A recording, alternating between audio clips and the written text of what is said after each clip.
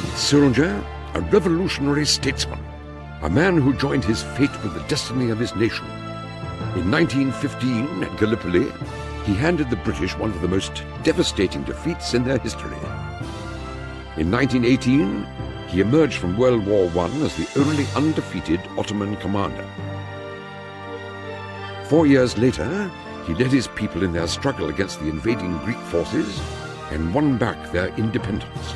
In 1923, on the ruins of the defunct Ottoman Empire, he founded and became the first president of the Republic of Turkey. 6 months later, he became the first leader to attack and defeat Islamic theocracy.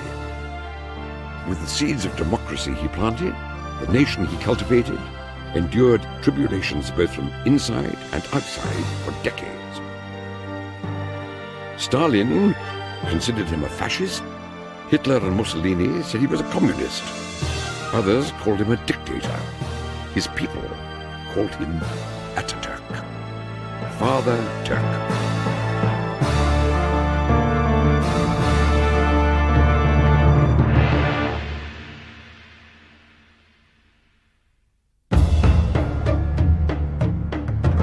The mighty Ottoman Empire. This multinational, multilingual dynasty, for centuries the most glorious, most feared empire of the world. At its height, under the rule of the world-famous Solomon the Magnificent in the 16th century, the empire encompassed southern Europe, Arabia, Near Asia, North Africa, threatening the gates of Vienna. By late 19th century, the glorious days of the Ottomans were distant memories of the past. Lagging behind the progress in the rest of the world, the empire was ridiculed by the Western powers as the sick man of Europe.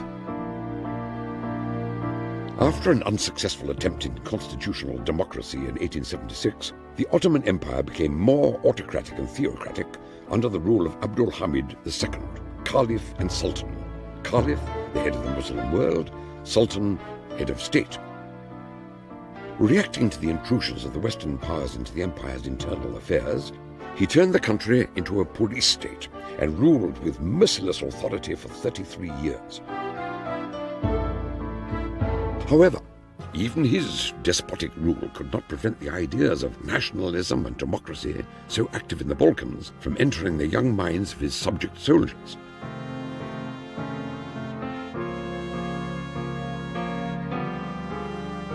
Into this theocratic and despotic rule, rising tide of nationalism and internal unrest, Ataturk was born as an Ottoman.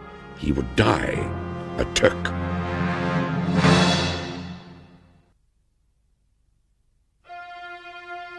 Salonika, the largest, most important port city of the Ottoman Empire in Europe. A crucial extension of the empire, its multi-ethnic structure was composed of Jews, Turks, Greeks, Armenians, and other Balkan Christians. Zubeda Hanim and her customs clerk husband, Ali Riza Effendi, lived in the Turkish region of this cosmopolitan city. In 1881, after the deaths of all three previous children, they experienced the birth of a son. Mustafa Kemal Ataturk was born into a house of mourning, house of death.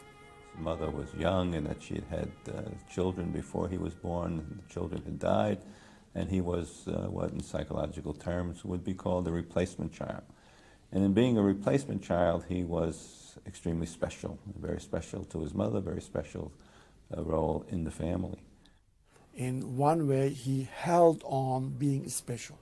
He held on being immortal. He held on being a repairer. This aspect of him was true. It was a reality for him because his mother perceived him as such. And since he was extremely bright, he added his own intelligence and brightness and so on. So he developed a nucleus of being a repairer, omnipotent person, or future omnipotent person. The second major event outside of early mother-child relationship was the father's death, and before his death, giving his son a gift. His mother, who was a much more religious person who was known sort of as a mullah, that she could always discourse on religious themes, wanted him to go to the local school in the mosque and perhaps follow a religious career and become an alim or a qadi or something like that. She wanted that very much.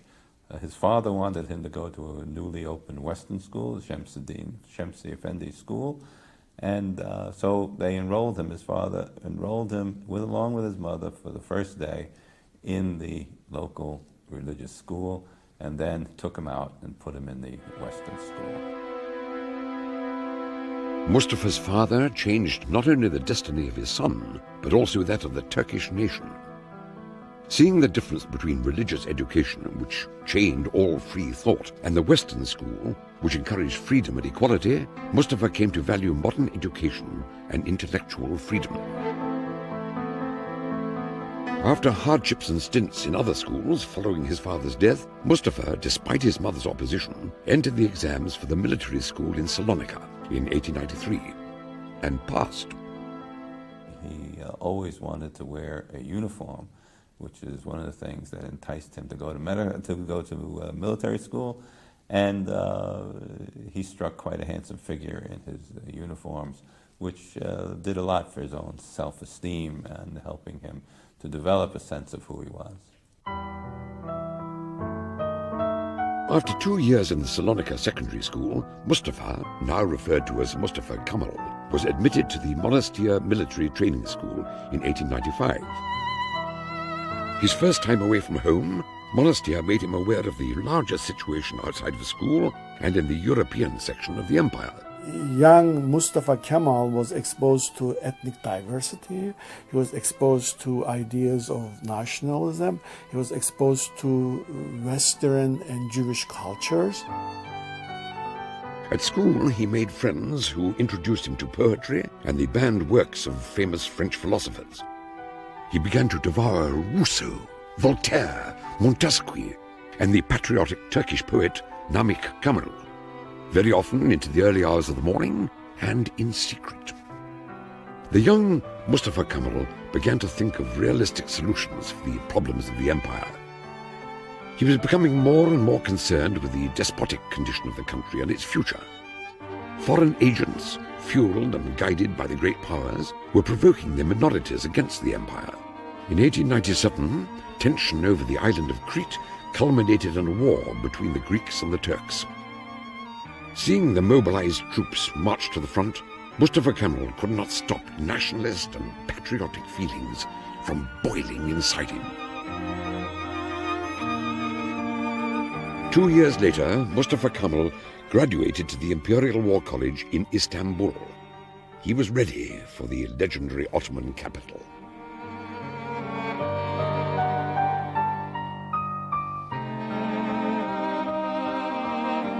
The heart of the empire, Istanbul was divided between the primitive region inhabited by the poverty-stricken Turks and Pera, where the rich foreigners and the minorities lived. Controlling the empire's economy and internal affairs, the foreigners had formed an untouchable dominion, while the Turks were forced to live like prisoners within their own land.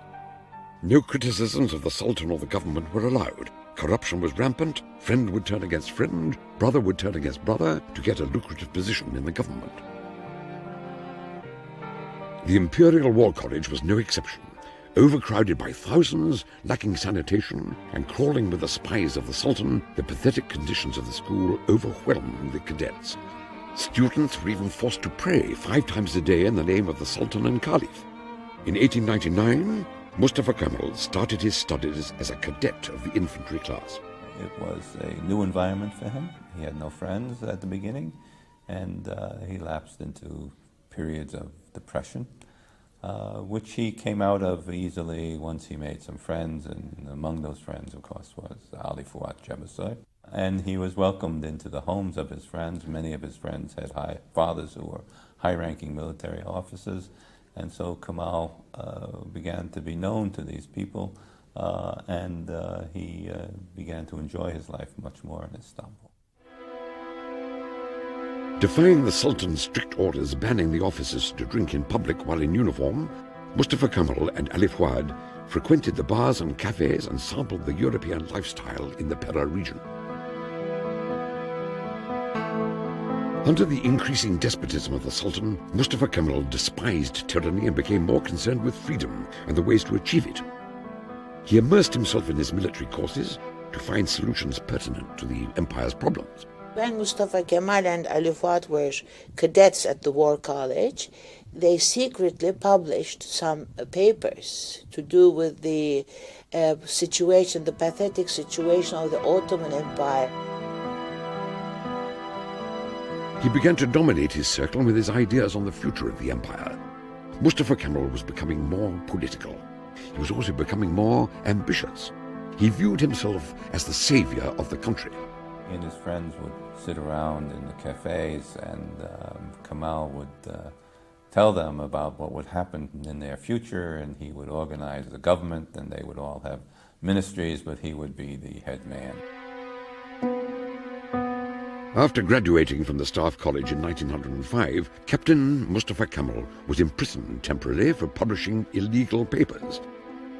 A marked soldier, he was exiled to Damascus.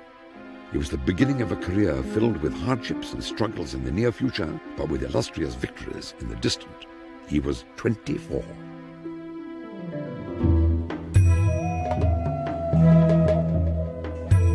During his 3-year exile in Damascus, Mustafa Kemal witnessed corruption within the army, resentment in the subjects of the empire, and above all, he realized how radical Islam, which ruled their lives, enslaved them and blocked all progress.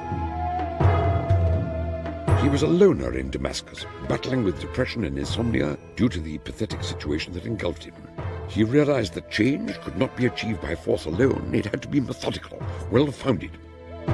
Reading incessantly, his knowledge reached such a level that he remarked, "Among all the philosophers whom I have studied till now, I did not come across anyone who has offered realistic solutions for the welfare of mankind." To prepare other officers and the people, he and his friends formed a secret organization named Motherland and Freedom, their motto being, "Where there is no freedom, there is death and extinction. Freedom is the only solution." Acting before Mustafa Kemal, the Committee of Union and Progress, another secret organization whose members included many officers of the army, revolted against the Sultan in 1908 and restored the constitution he had abolished 31 years before. Having been forced to merge his organization with that of the committee, Mustafa Kemal had only a sideline seat in this historic event, which has come to be known as the Young Turk Revolution. Following the revolution, Kemal insisted that the Balkan possessions of the empire were in imminent danger. The empire had to abandon its lands in Europe and retreat to a more compact, more easily defensible land in Anatolia. Ridiculed by the leaders of the committee, this idea in 11 years would be known as the National Pact. In 15 years, it would become the Turkish Republic.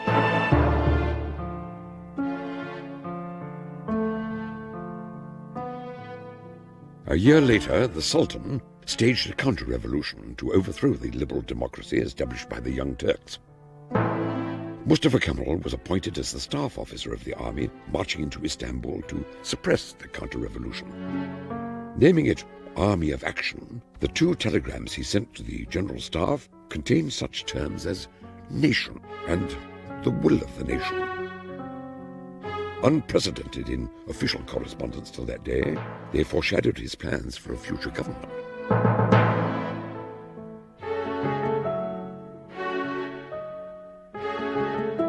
Overthrowing the Sultan and appointing a new puppet, Sultan Caliph, the committee held its first annual congress, where Mustafa Kemal made his first political speech.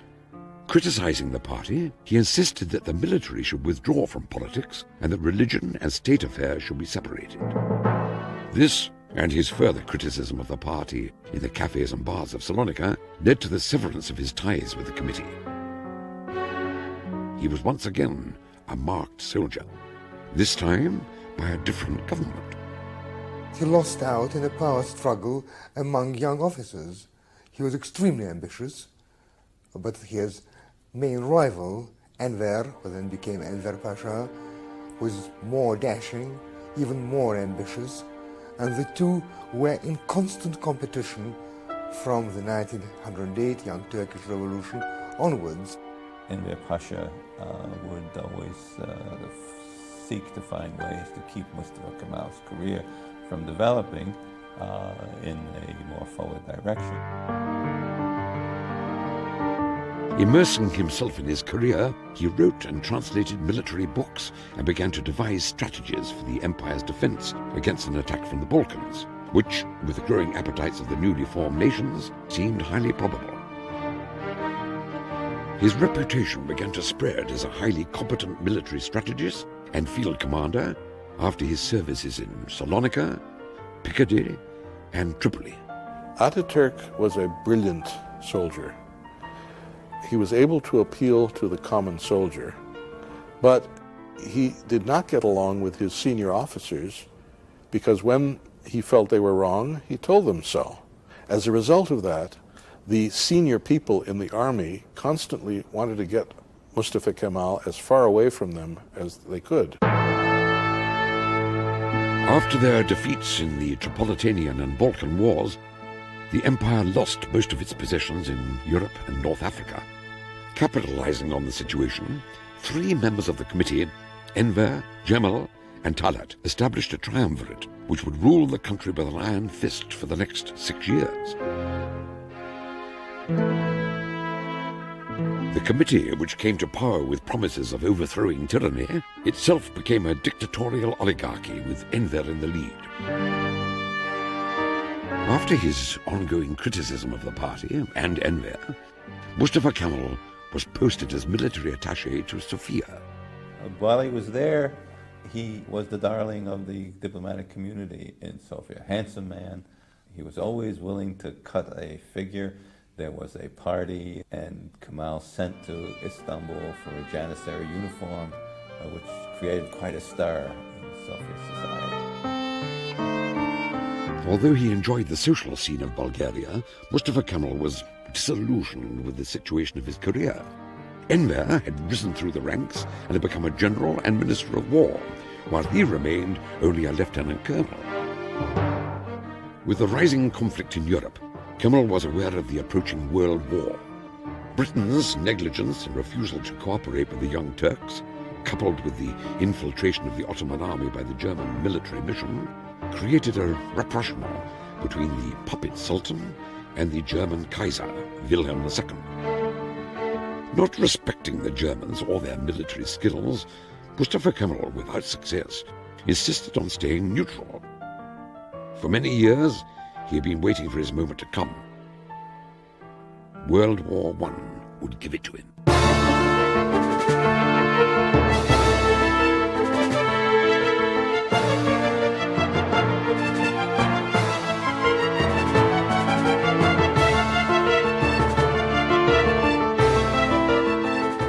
Despite Mustafa Kemal's warnings, the Ottoman Empire entered the war on the side of Germany and the Austro-Hungarian Empire, against the Triple Entente of Great Britain, Russia, and France. After the standstill in the 350-mile Western Front and the realization that this was to be a long and arduous war, all eyes turned to the east. The Russians at the end of December 1914 were under great pressure in the Caucasus, and they sent a message asking the French and the British if they could do something to help draw Turkish forces away from the Caucasus. And this was the final catalyst in precipitating what became the Dardanelles and ultimately the Gallipoli campaign. With the strong lobbying of Winston Churchill, on February the 5th, 1915, the British War Committee ordered an attack to force the Dardanelles and capture Istanbul. Only 3 days before, Lieutenant Colonel Mustafa Kemal was posted to the Gallipoli Peninsula in command of the 19th Division. An event going unnoticed at the time was to change the outcome of the whole campaign.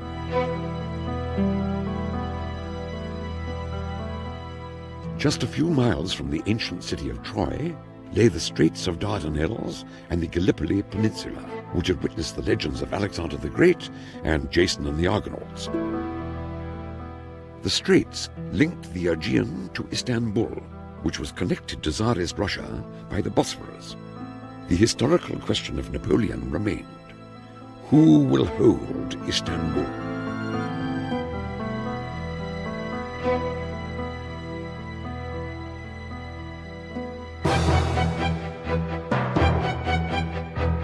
February the 19th, assembling the greatest naval armada witnessed by the Mediterranean, the Allies began their attack on the Dardanelles. Confronted by heavy counterfire from the Turkish forts and mobile guns, the Allies withdrew.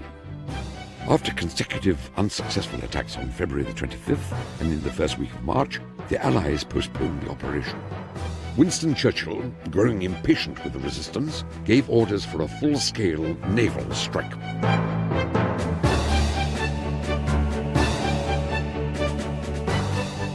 March the 18th. Progressing towards the straits in 3 lines, the Allies began a heavy bombardment of the Turkish shores.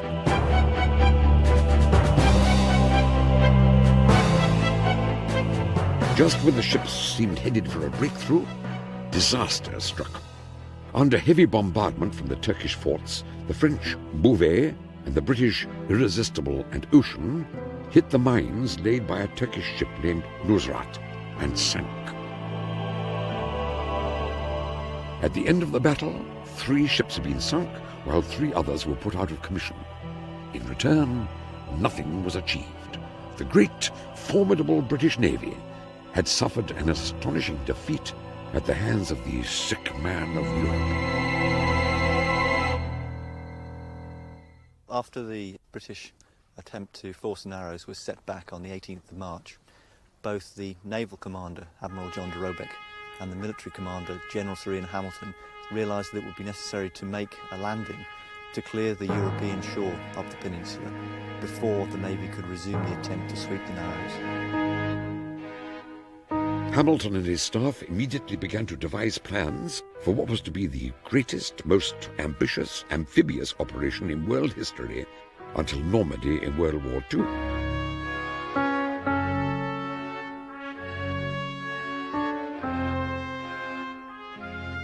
After a month of careful planning, the Allies, under the protection of their naval bombardment, landed at Gallipoli on the morning of April the 25th. Australian and New Zealand troops, known as the Anzacs, landed at Aribuanu, today called Anzac Cove. Not encountering any significant Turkish resistance, the Anzacs proceeded inward, up Chunik Bear. Mustafa Kemal realised from the very first moment that the key to defending the whole of the Gaba Tepe position would be the hills which culminated around Kochuk Kemin Tepe and Chunik Bear. And he knew this before he set out, and set out with this knowledge that it was going to be absolutely essential that this particular position should be denied to the invading forces. When Mustafa Kemal arrived at Kochuk Kemin Tepe, he could see very little except the British ships out to shore. So he left the men that had come with him and moved down the hills towards Chunik Bear, where he found the small number of defenders moving back from the advancing Australians. He took the defenders, the Turkish forces, and he said to them, "You must turn and fight." And despite the fact that they complained they had no ammunition, he made them stop, put on their bayonets, lie down, and that in itself was enough to arrest the Australian movement northward up the hills.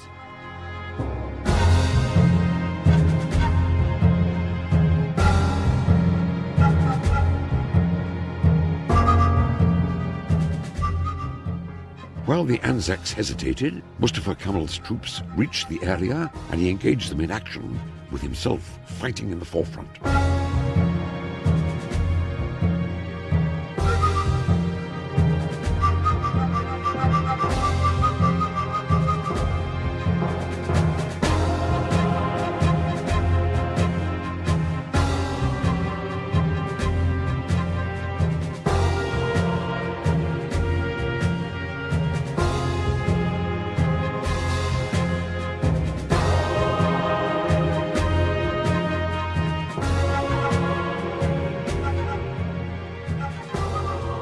He knew that his chance to be the savior of his country had finally come. He would either prove to the world who Mustafa Kemal was, or would die trying. His fighting, with fanaticism and readiness to die, made his soldiers die on his orders. I don't order you to fight. I order you to die. In the time it takes us to die, other troops can come and take our places. At the end of the day of fierce fighting and bravery on both sides, the Anzac advance had been stopped and Chunuk Bair secured. The way that he managed to keep it within Turkish hands on the 25th of April was in fact a defining moment of what took place at Anzac.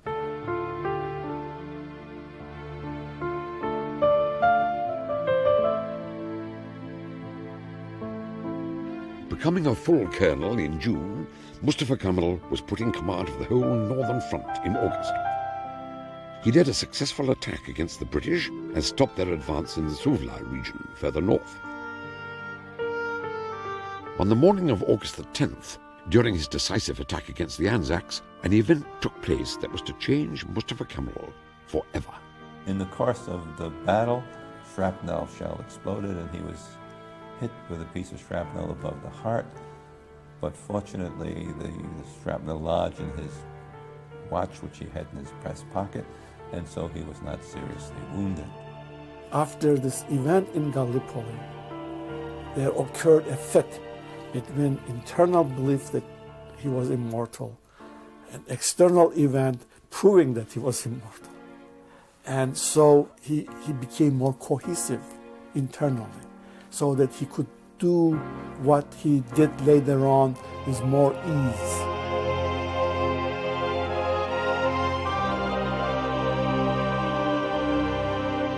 Following that day, he walked freely in trenches under heavy fire, creating a legend for himself among his troops. After Mustafa Kemal's charges on August the 9th and 10th, not a single strategic hill was in Allied hands. The mighty British Empire had been defeated at Gallipoli. Winston Churchill lost his position as First Lord of the Admiralty. Mustafa Kemal's reputation spread among his colleagues and the people. British official history states, "Seldom in history can the exertions of a single divisional commander have exercised on 3 different occasions so profound an influence not only on the course of a battle, but perhaps on the fate of a campaign, even the destiny of a nation." He demonstrated both on the 25th of April and again in August that he had driving ruthlessness which the British commanders often lacked. They weren't prepared to drive their men as hard as he was. He acted with decision and vigour and prevented the potential of an attack from opening out. And I think at those 3 points you could say he managed to turn the tide of those particular battles, and in that way, through doing it 3 times, he would emerge as the leading character from the whole campaign.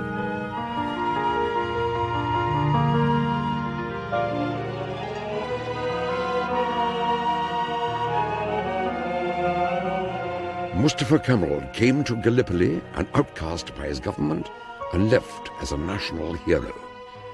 Unfortunately, the Ottoman victory at Gallipoli could not prevent the inevitable.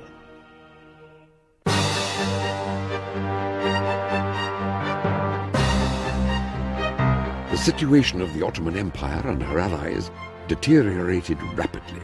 Defeat seemed certain. The Entente powers had already started to make plans to splice the empire, with Italy, France, England, and Greece all hoping and waiting for a share of the spoils. After his service at Gallipoli, Mustafa Kemal was promoted to general. Battling with malaria that he had contracted in Tripoli, he continued to fight as an army commander in the east against the Russians and in the southeast against Allenby's British forces. He not only gained invaluable experience in many different corners of the country, but also started to form more compact ideas for the future.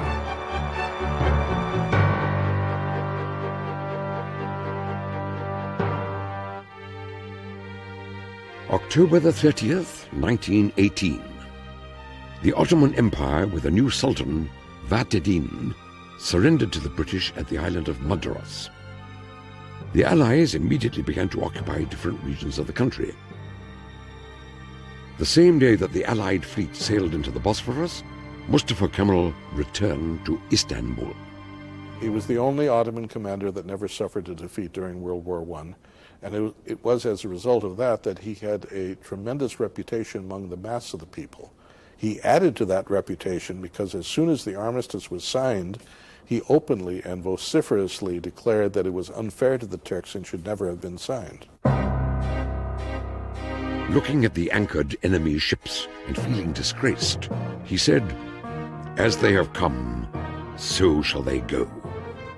The Turkish struggle for independence had started. The entrance of the Allies into Istanbul was celebrated enthusiastically by the Greek and Armenian minorities of the city. With the cooperation of the Sultan, the British immediately took control of the capital. Flags of the occupational forces were everywhere. Crime was rampant, and the future of the country was uncertain. In a few months, as the invaders signed new agreements amongst themselves, it became clear to Mustafa Kemal and his friends that the Allies not only sought to occupy the country, but also intended to dismember it among themselves. The only glimmer of hope for the Turks were the independent resistance groups, known collectively as the Defense of Rights Association, which opposed the occupations in their isolated regions. Realizing that the situation in Istanbul was hopeless, Mustafa Kemal began to look for other alternatives for the salvation of the country. Winning the support of Hussein Rauf, the naval hero of the Balkan Wars, along with Kazim and Ali Fuad, the commanders of the only remaining military forces, he decided that salvation lay in Anatolia. Anatolia was largely Turkish at this time. And he felt that if the Turks were going to resist the Allies, it had to be from the heartland of the Turkish people, namely in Anatolia, that this resistance could be organized. Under pressure from the British, the Sultan sought a commander who would supervise the surrender of the remaining Turkish troops in Anatolia. Mustafa Kemal volunteered for the job. The Sultan trusted Mustafa Kemal. Mustafa Kemal did not trust the Sultan, but he was close to the Sultan, and he made use of his relationship with the Sultan in order to secure the kind of command which he needed to lead the Turkish national resistance movement. Having been bestowed with great authority, he could command the 2 army corps in Anatolia and give orders to the mayors of 5 provinces. It would not be long before the Sultan and the British regretted this appointment. As Mustafa Kemal made preparations to embark on his journey, British Prime Minister Lloyd George authorized and supported a Greek landing on the western coast of the country at Izmir on May the 15th, 1919. The Greeks, in secret consultation with Lloyd George, agreed that this would not be temporary but would be a permanent occupation. And to make sure of this, when they landed at Izmir, instead of simply taking nominal control, they began large-scale massacres of the Turks and the Jews who lived there in order to encourage them and also the Turks and Jews living elsewhere in Western Anatolia to flee as they did.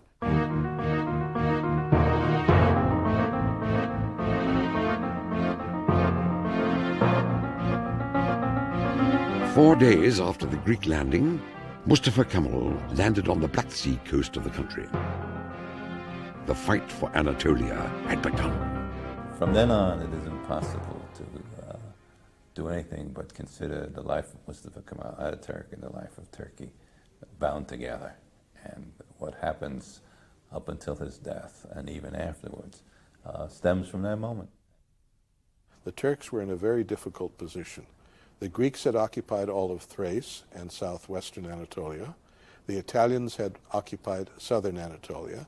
The French had occupied southeastern Anatolia, so-called Cilicia, as well as Syria. And others had occupied northeastern Anatolia.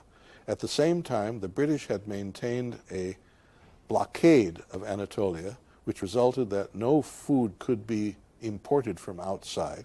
While at the same time, agriculture in Anatolia was almost at a standstill and there was no transportation.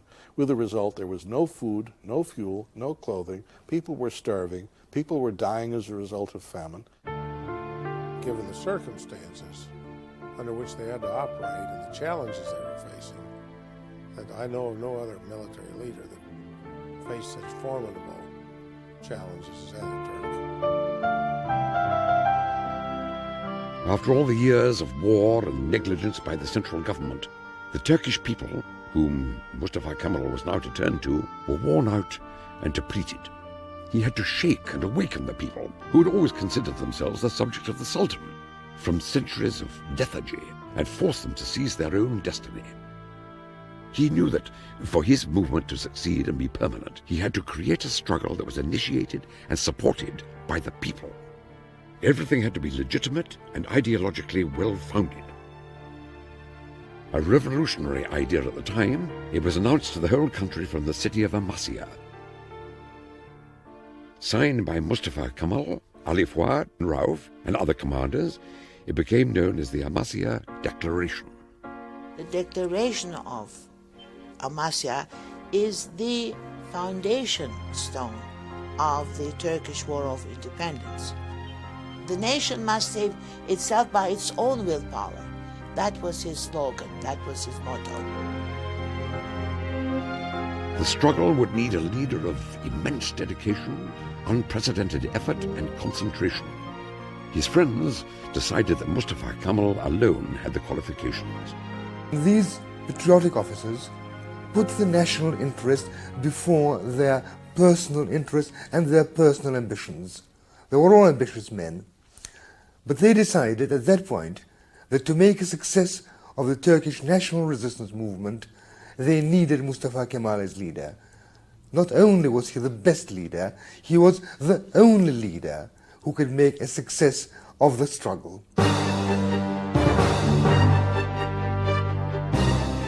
The Amasya Declaration also announced the forthcoming congresses at Sivas and Erzurum. Under the leadership of Mustafa Kemal, secretly elected representatives from villages and towns around the country decided that the struggle had to be brought to a national plane and fought with a regular army. All suggestions of foreign intervention were refused. With an opposition forming against him in Sivas, the congresses were strenuous for Mustafa Kemal. Many people, questioning his ambitions and private life, doubted his political leadership.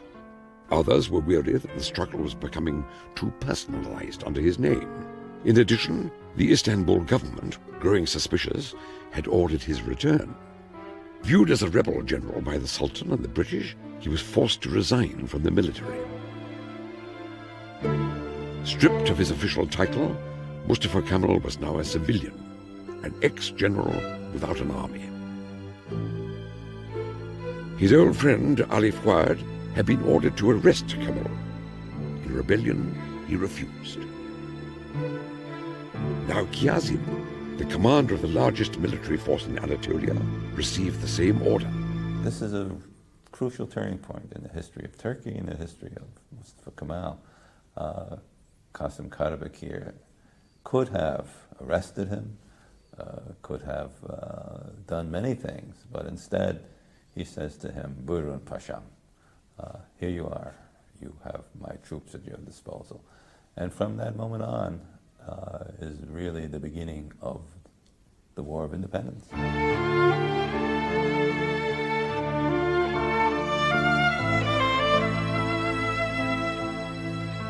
Gaining Kazım's support, Mustafa Kemal decided to set the seat of the provincial government and open a parliament in Ankara.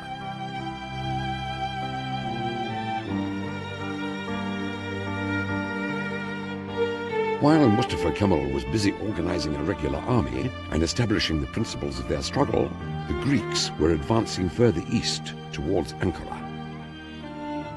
As Mustafa Kemal withdrew the national forces, which means the local guerrilla forces, back to Ankara in order to organize them into a regular organized army, there were many people in the Grand National Assembly who criticized Mustafa Kemal on the grounds that he was being defeated, that the Turks were losing their nation, and that instead of withdrawing forces, he should stand and fight.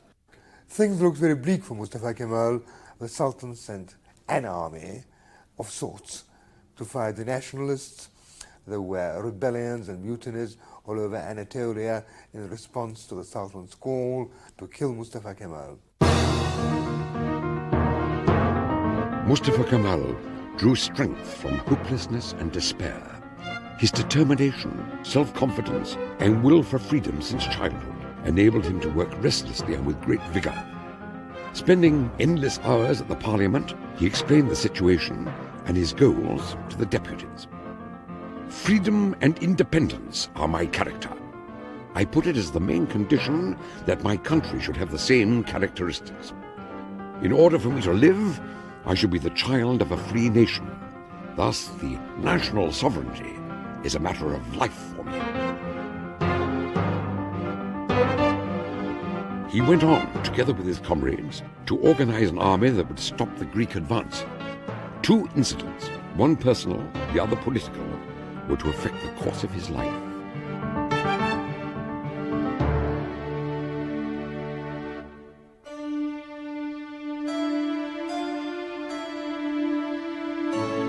Fikriye, a woman with whom he had become intimate in Istanbul, could not endure their separation and had decided to join him in his struggle.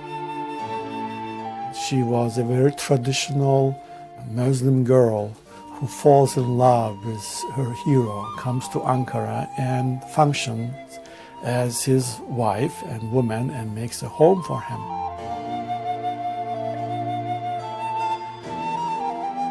Fikriye adored Mustafa Kemal, and he enjoyed being the center of her affection. People in Ankara had begun to notice this beautiful woman who occasionally rode a horse and accompanied Mustafa Kemal. Although not married, they seemed like the perfect couple, or so thought Fikriye. Time would tell what Mustafa Kemal thought.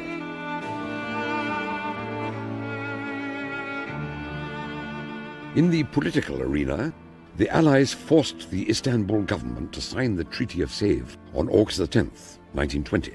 The result was a treaty which, if carried out, would have given the Turks independence in a small part of central Anatolia, would have left the rest of Anatolia, containing primarily Turks, either under control of the Allied powers or under the control of an Armenian and a Greek and Kurdish states. Mustafa Kemal knew that the time had come to rally the people and carry the struggle to victory. He and his friends acted with swiftness and finesse, which would prevent the Allies from reacting to the very end. He foresaw the way that battle could be won. It could be won basically by a combination of toughness of the Allies and creating divisions among them. He managed to create divisions with the British and the French to make certain that the great powers did not take any military action against him. Securing the political situation, Mustafa Kemal ordered Kazım to capture eastern Turkish towns from the recently formed Armenian state. And by defeating the Armenians, Mustafa Kemal re-established Turkey's traditional eastern borders. With the east secured, he could now turn west to the rapidly advancing Greeks, who, along with Lloyd George, still did not consider him and the nationalists a serious threat. Lloyd George himself, a few British politicians around him, felt that Mustafa Kemal was a wretch, a bandit, a rebel of the worst sort. Mustafa Kemal was once again under attack in the parliament. The Greeks had captured Eskişehir and were approaching Ankara. But he knew that the Greeks, by penetrating too much into Anatolia, had traveled too far from their headquarters at Izmir. He said very clearly, the moment we stop the Greeks anywhere in Anatolia, they're lost. Because once they're stuck, they didn't have the staying power to continue the war forever, particularly if Allied support for them was chipped away gradually, which Mustafa Kemal proceeded to do with great skill. Mustafa Kemal needed unconditional support from everyone. He had to act fast and act without being questioned. Taking advantage of the Greeks' proximity to Ankara, he convinced the parliament to grant him extraordinary powers. Referred to as the Supreme Commander, he went about organizing and equipping the Turkish army with unprecedented energy and ruthlessness. I had to interest the Turkish nation in the war in all their actions, their sentiments, and their conceptions. Every single individual in the village, in his home, in the fields, had to consider himself in the same way as those fighting at the front. He not only could fight the army and command it, but he had to build it. And he had to get some acceptance from the Turkish people, and he had to generate resources, and he had to design equipment, and he had to train the entire organization from scratch. That's really, in my judgment, a tremendous accomplishment. Following Mustafa Kemal, every Turk rallied his last for him and for their independence. After the Greek armies advanced to within 51 kilometers of Ankara, everything rested in the fight that would take place on the banks of the river Sakarya.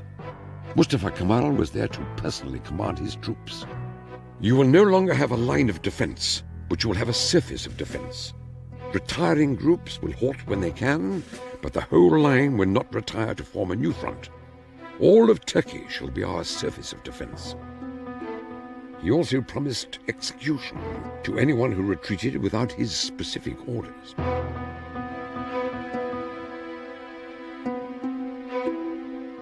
Under Mustafa Kemal's leadership, Turks were ready to make their stand.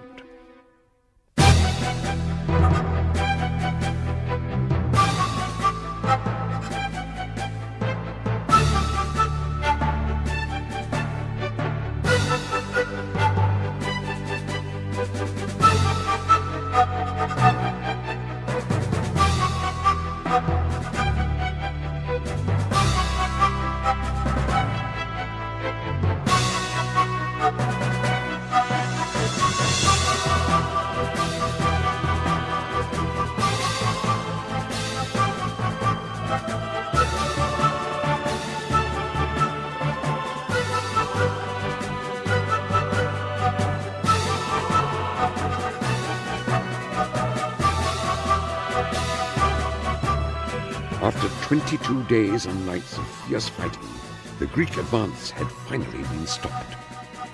The stand was so successful that not only did the Greeks pull back from the Sakarya, but they never again tried to reach the Sakarya. Instead, they fell back in disorder and never again were a serious threat to the national movement. Mustafa Kemal was given the title of Marshal by the Parliament. His reputation not only spread within the country, but also in the East, among the colonies of the British Empire. Within 2 years of his arrival in Anatolia, Mustafa Kemal was able to open a parliament, recapture Turkish territories in the east and the south, break the unity of the Allies, and isolate the Greeks. He felt stronger and more confident than ever. What remained was the last blow against the Greeks and their British sponsors. The rebel was about to become the savior he had always dreamed of. As Mustafa Kemal prepared for his decisive attack against the Greeks, his life, as well as the city of Ankara, were changing. The newly formed Soviet Union had opened an embassy in the city, while many other government buildings were also being erected. Fikriye, with her unshakable devotion for Mustafa Kemal, made a warm home life for him, while many people joined him nightly to discuss his plans for the future of the country. Once, after dinner, when Fikriye asked him about marriage, he replied, "I am married to the Turkish nation." After a year of careful planning and total secrecy, Mustafa Kemal decided that the morning of August the 26th would be the day of judgment. Surprising his commanders, he decided to attack the Greeks at their strong point of Afyon, described as impregnable by British engineers. Gathering his troops in secret and devising some false maneuvers to mislead the enemy, he prepared for battle.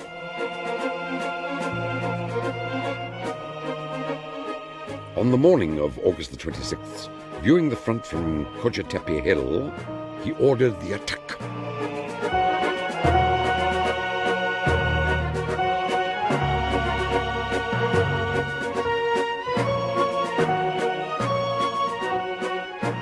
victory was immediate. With a swift, ferocious attack by the Turkish army, the Greeks were taken by total surprise. Within 3 days, the Greek commanders had been captured, and the Turkish troops were on their way to liberate Izmir, where the Greeks had landed 3 years before. Leading his troops and exuding a wave of energy and confidence, Mustafa Kemal, by August the 31st, had erased the Greeks' mega idea, which had envisioned the re-establishment of the Byzantine Empire. In relentless pursuit of the retreating Greek army, Turkish troops entered Izmir on September the 9th, 1922. After the re-entry of Turkish troops into Izmir, Lloyd George fell from power, and politically the British establishment had started revising its plans for the Near East, returning to the traditional idea that Turkey, and not Greece, was the strong regional power. In Greece, of course, a disaster, a revolution. The generals and the prime minister shot. Eventually, the fall of the monarchy. Acknowledged as the saviour, Mustafa Kemal was the most powerful, most revered man in the country. He was offered the positions of Sultan and Caliph to sit at the throne of the Ottoman dynasty. But he had other plans in mind.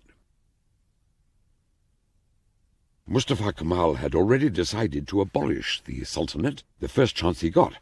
Again, the Allies would provide the opportunity. They invited both the Sultan's government in Istanbul and the Turkish nationalist government in Ankara to send a joint delegation to Lausanne to renegotiate the treaty. Well, after having defeated everybody, Mustafa Kemal was not going to share the government of Turkey with the government in Istanbul that had cooperated with the Allies. Taking advantage of the situation, Mustafa Kemal explained to the delegates that the only government which represented the people and acted on their will was the Ankara government. Not wanting to hurt the religious sentiments of the deputies, he proposed to separate the Sultanate from the Caliphate and abolish the former. Heated arguments broke out. At one point, the discussions became so intense as to force Mustafa Kemal to remark, "If the proposition is not accepted, some heads will be cut off." It was sufficient. The Sultanate was abolished.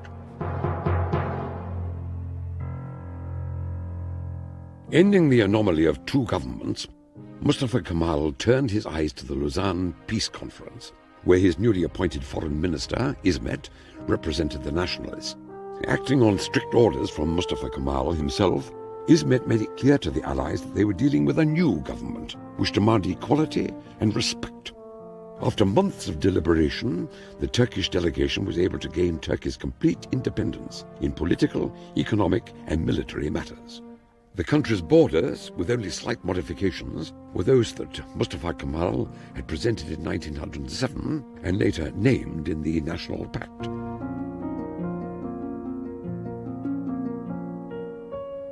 With this breathtaking pace of diplomacy and politics, Mustafa Kemal's personal life was in considerable confusion. Leaving Fikriye, who suffered from tuberculosis, behind as he led the great offensive, he had met and been impressed by a young woman named Latifa in Izmir.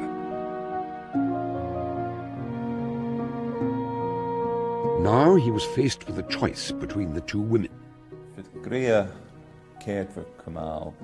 She made a home for him, but she was not the model that he wanted for the new Turkish woman. The model was more the one presented by Latifa Hanım, who was Western educated, spoke Western languages, and very strong-willed.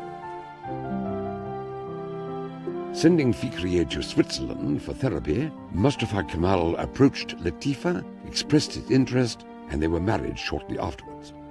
Initially, they would go around together and make trips through the country where he could show her off as the kind of woman he wanted the young Turkish women to emulate.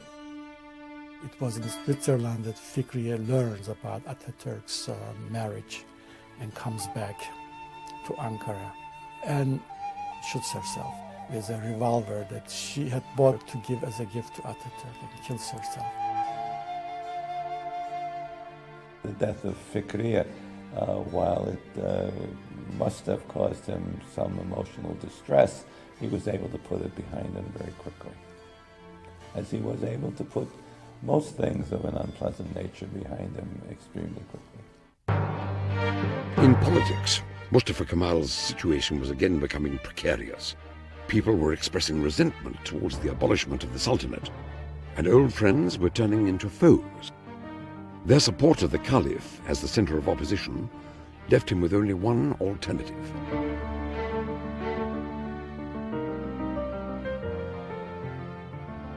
October the 29th, 1923.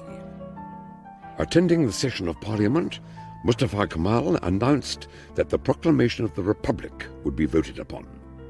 Explaining to the deputies that the only way out of the current dilemma was the acceptance of the Republic, he ensured the approval of his proposal. Turkey was now referred to as the Republic of Turkey, with Mustafa Kemal as its first president. He was the head of the state as well as head of the only political party in the country. Izmet was appointed as prime minister, and Ankara was the new capital. Next on Mustafa Kemal's list was the Caliphate. He knew that for Turkey to reach the level of civilization in the rest of the world, it had to be secularized. He believed in the supremacy of human reason. He wanted Turkey to join the mainstream of human progress, and therefore knowledge was what he was after. For many years, the offices of the Caliphate and the Ministry of Religious Affairs had prevented the entrance of knowledge into the country. They had to be removed if Turkey was to proceed forward. After careful planning, he acted on March the 3rd, 1924, and within hours he persuaded the Parliament to abolish the Caliphate and end the 600-year-old Ottoman dynasty.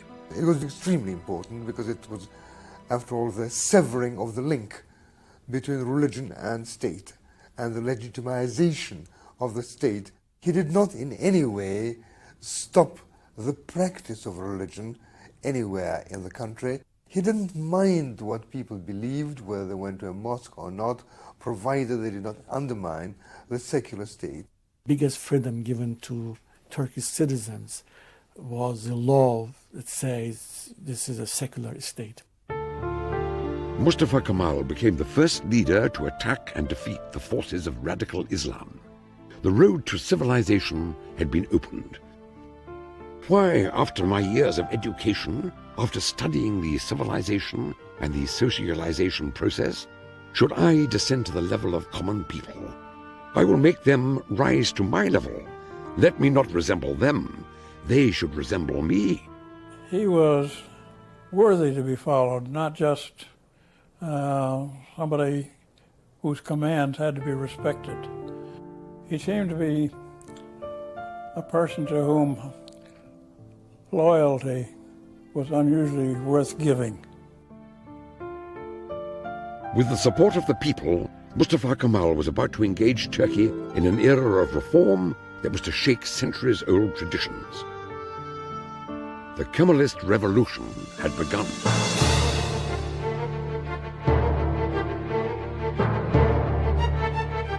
Mustafa Kemal believed that the Turkish nation had to be modernized in their looks as well as in their minds. The religious clothes and headgear, the fez, represented traditionalism. Embarking on a tour which covered most of the conservative cities in Anatolia, he introduced the Western hat and persuaded the people to wear it as a sign of a civilized society.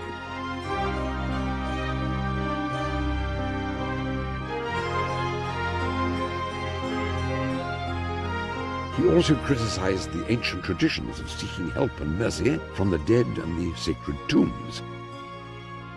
After his return, the wearing of religious garb, other than by clergymen, was banned by law. Religious brotherhoods and sacred tombs were closed down. At the end of the 9-day tour, he had removed the very foundation of society from its place. He was ready to replace it with a new one.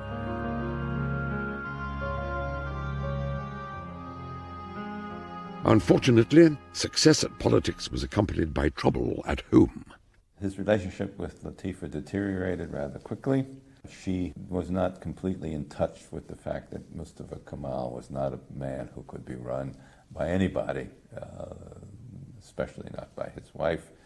His habits were not the kind that promoted secure family life. He worked extremely hard. He worked especially late during the night, and people would come to Chankaya at night, and he would meet with them and discuss with them what kinds of reforms were necessary and invite their participation and their suggestions. These meetings took until 3, 4 o'clock in the morning. That kind of lifestyle was not the best lifestyle for married life, and ultimately they were divorced. The marriage had lasted 2.5 years. He never remarried. Mustafa Kemal's instincts were those of the harem, but his mind was a modern mind, and he wanted the emancipation of women logically in order to see the country move forward in the company of other civilized states, although in his private life he found it extremely difficult to treat women as equals. As his own marriage crumbled, Mustafa Kemal began a wave of reforms to emancipate Turkish women, who during the Ottoman times had no legal rights and were prohibited to participate in social life.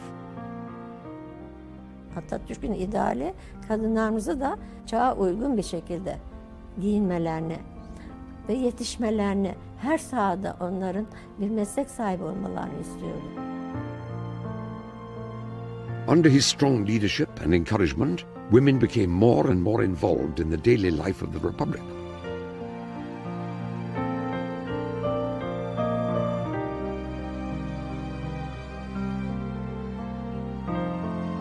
He legalized the movement by adopting the Swiss Civil Code in 1926, which prevented polygamy and gave women equal rights in marriage. With his tenacity and persistence, by 1934, 11 years before France, Turkish women had gained the right to vote and be elected into parliament. By 1935, there were 17 women deputies elected. We, the Turkish women, especially the women, we owe a great deal to Ataturk. We didn't fight for our rights. We were given our rights by him. Not everyone was content with the reforms. Supporters of the Caliphate felt that Kemal and the country were on the wrong path. Others, close to him, felt resentment, believing that they did not get the promotions they deserved.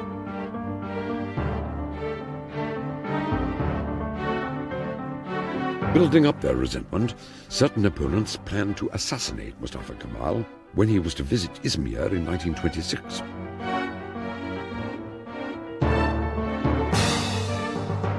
Thanks to an informer, the would-be assassins were arrested before they could act. Mustafa Kemal entered Izmir unharmed, but in a rage. Izmir assassination attempt was such a threat to his own sense of immortality that he had the man brought to him and identified himself to the man and said, "I'm Mustafa Kemal, you want to kill me?" Gave him his gun and said, "Go ahead." And of course the man didn't dare to do that. But Kemal had to confront this attempt at his life in order to resettle his own sense of his immortality, because it was such an attack on that. After the trials, 13 people who had been linked to the plot were publicly hanged. All opposition to the reforms and the Republic had been silenced.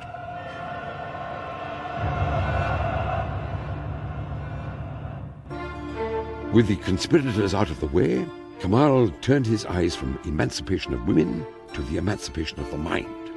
He knew that in a country with a literacy rate of only 8%, to establish democracy, illiteracy had to be defeated.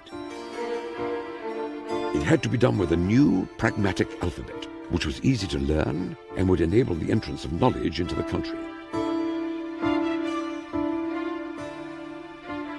Despite the experts' complaints that 5 years would be needed to adopt the Latin alphabet, he ordered, "It will be done in 3 months or not done at all." His anxiety to promote education was very personal. I guess he valued the education he had had, which elevated him from a class of ignorant people to a class of understanding and governing people. Using his charisma and persuasion, Mustafa Kemal convinced the Turkish people that learning and the teaching of a new alphabet was a national task. He toured every corner of the country with a blackboard and taught the new alphabet. The Turkish educational reform had begun, with Mustafa Kemal as the head teacher. His enthusiasm was such that some of his favorite people were the teachers of the country. One of his favorite visiting programs was to schools. He even went so far as to, on his own, discover students he thought showed promise, personally select them for advanced study at home or even abroad.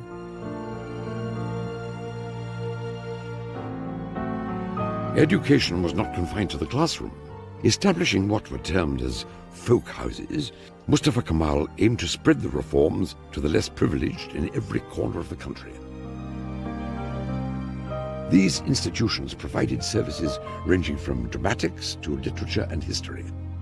Thanks to the folk houses and the education reforms, the Arabic alphabet had been completely abandoned, and a new generation of Turks were growing up under the bright lights of freedom and knowledge.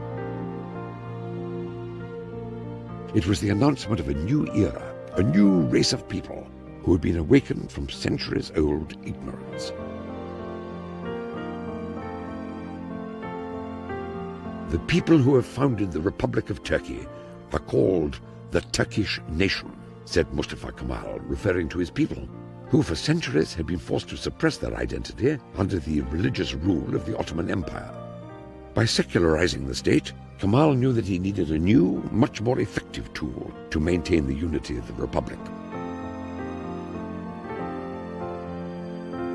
Nationalism. He immersed himself in studies of history and language to find elements of Turkish heritage, which would make the people proud of their history.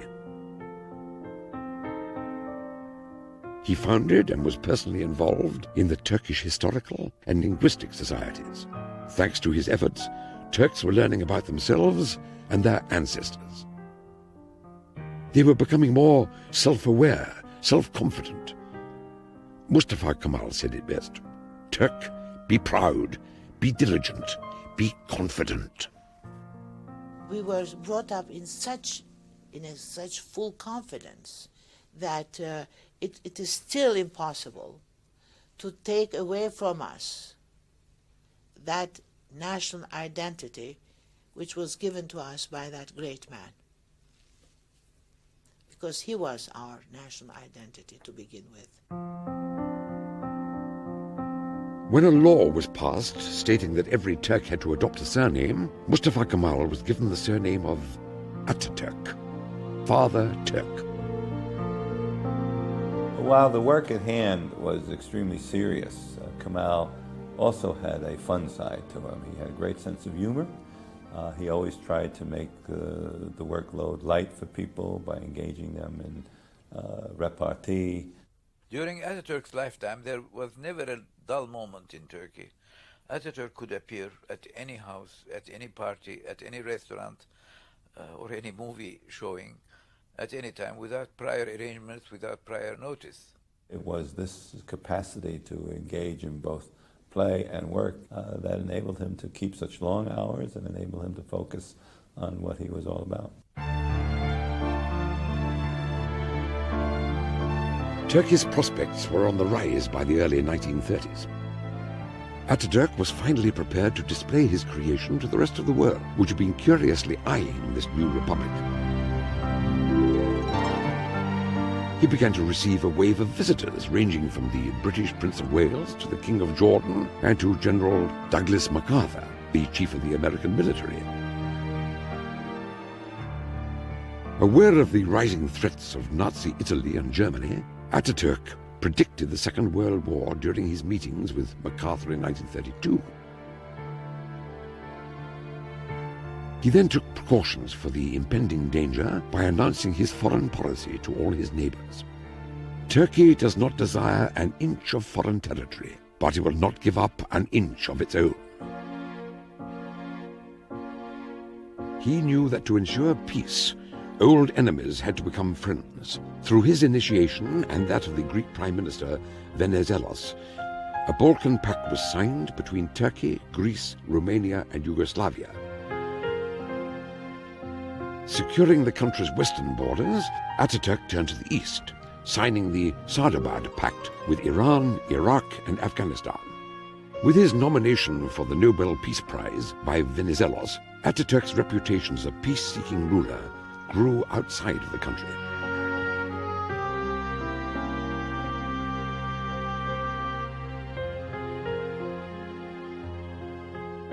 Despite his fame and the masses of people around him, Ataturk was lonely.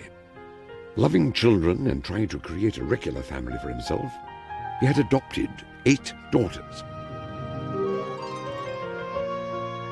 He wanted these young women to become models for the emerging Turkish youth. So he was involved in every aspect of their lives, their schooling, their choice of clothing, the kinds of sports they played, the kinds of careers they would have. The lives of these young girls were his projects. Ben önce zaten bu mesleğe girdiğim zaman öyle bir eğlence gibi geldi bana. O şekilde böyle kabul ettim belki de. Sonra baktım Atatürk fevkalade ilgileniyor. O kadar ilgileniyor ki o zaman aklım başıma geldi. Dedim ki madem ki böyle Atatürk bunu istiyor, ben mahcup olmayayım ona karşı, milletime karşı da daha ciddi bir tavır takındım. Daha ciddi çalıştım. Ve işte nihayet sonunda havacı oldum. In his later years, his youngest adopted daughter, Ulku, became the center of his attention and affection. Atatürk Ülkü'yü hiç bırakmazdı. Mesela Ülkü'ye hep sorardı ne olmak istiyorsun diye. Ve Ülkü sanatkar olmak isterdi. Onu hep teşvik ederdi. Bak benim kızım büyüyecek, işte sanatkar olacak, ne kadar iyi olacak, gidip onu ben seyredeceğim, alkışlayacağım diye hep böyle onu teşvik ederdi. By 1936, the country was able to progress on its own.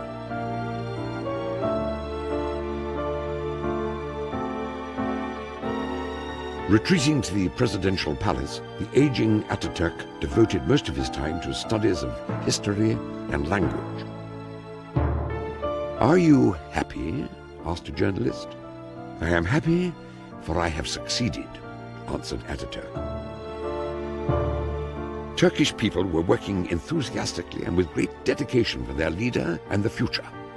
There was more revelation of what he meant to them in the way they did their work, carried on their work, were citizens of the country, than in their discussion of the man. The son of a customs clerk from Salonika, the special Mustafa had indeed succeeded. But after years of irregular sleeping habits and diet, strenuous work and alcohol, Ataturk's health began to fail by the beginning of 1937. Suffering from cirrhosis of the liver, he fought the only battle he was destined to lose.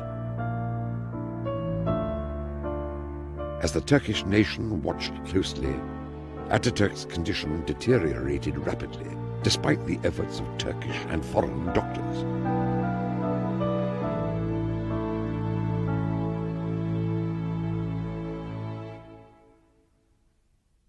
The dreaded moment came on November the 10th, 1938.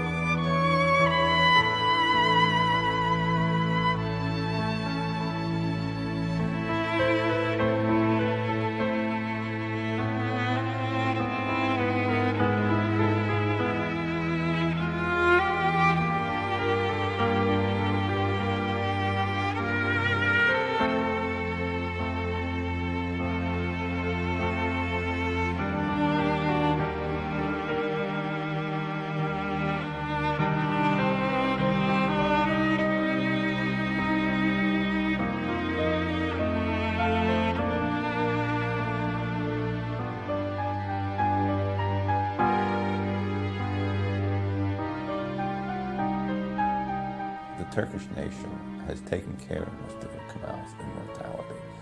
For Turks, he is immortal. He will live forever, and it is Mustafa Kemal's memory that they turn to for sustenance at all times. We all need another Ataturk. I wish many countries in the world today had people with his capabilities and his leadership. There's always a need for Ataturks. That may annoy some people, but I think it's true. I mean, men of outstanding capability, broad vision, and so much charisma, all coming together in one individual. In the job that had to be done, nobody ever did as well as Ataturk.